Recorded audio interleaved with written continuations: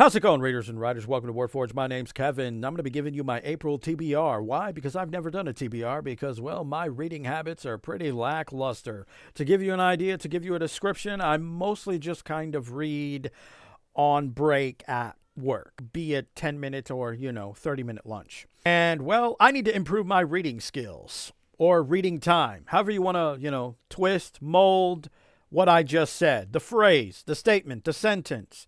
Take your pick, all right? Semantics, technicalities at the end of the day.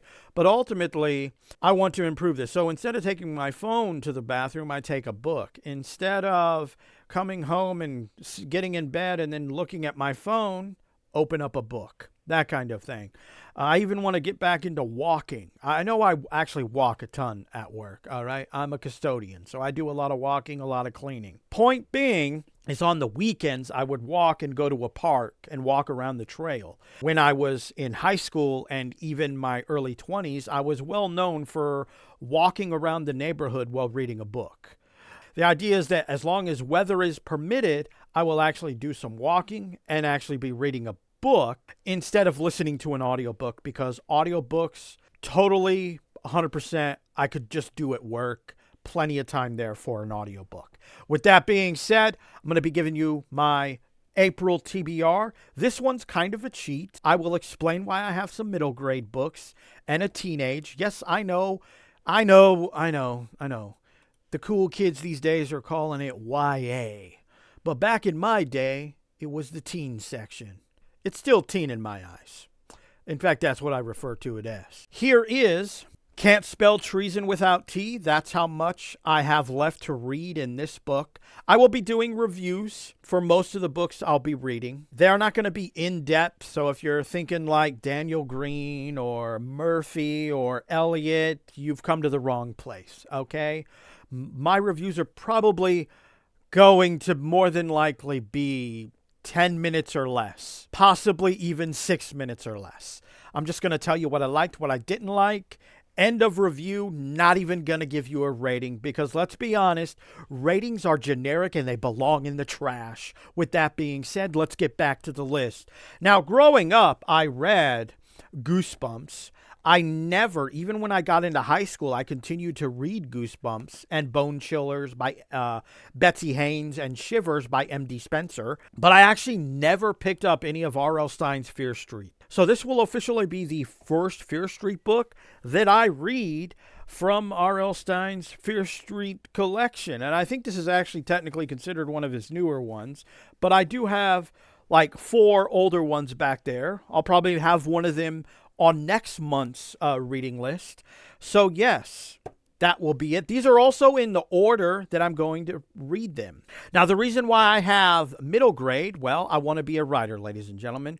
First rule of writing, read what you want to write. There you go. That's why there's middle grade on here. Plus, even if I didn't want to be a writer, I probably still would read middle grade books. Why? Because, quite frankly, I feel there are some things that adults just shouldn't grow out of. I've heard people tell me why. I've heard people on YouTube explain why they don't read middle grade anymore.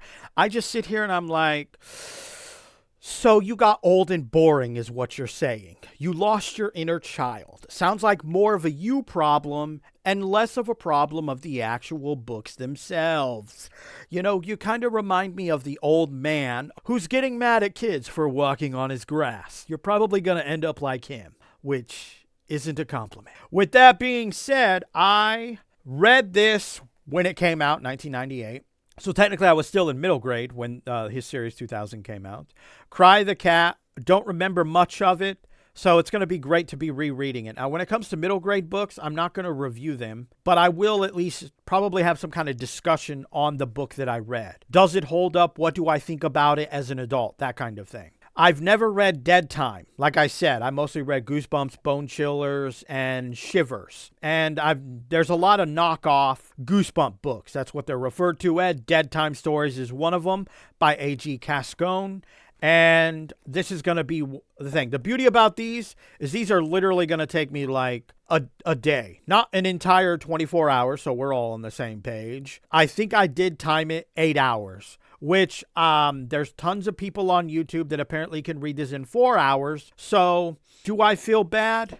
No, because they're probably speed reading, and I tried speed reading, and it does work, but I don't like it. I like my speed. Now, with that being said, I've been listening to the audiobooks of Dungeon Crawler Carl, enjoying them, so I do plan on physically reading the books as well.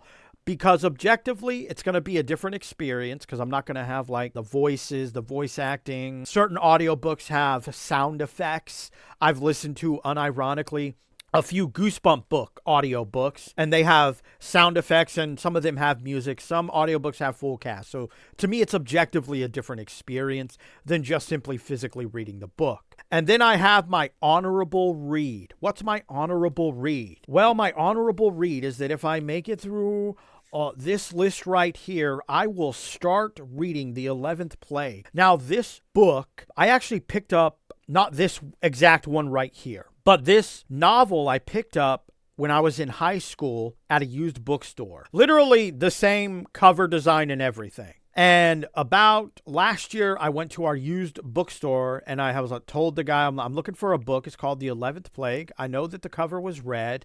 I don't remember the author.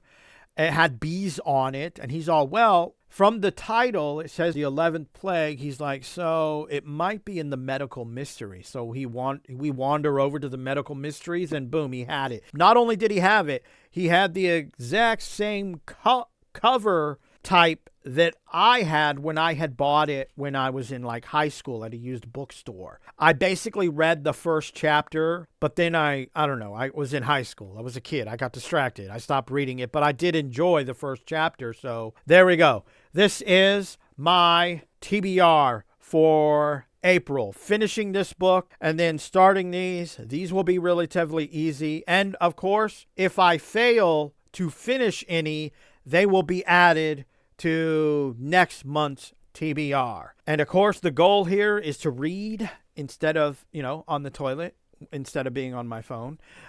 Instead of getting on my phone when I climb into bed, grab a book.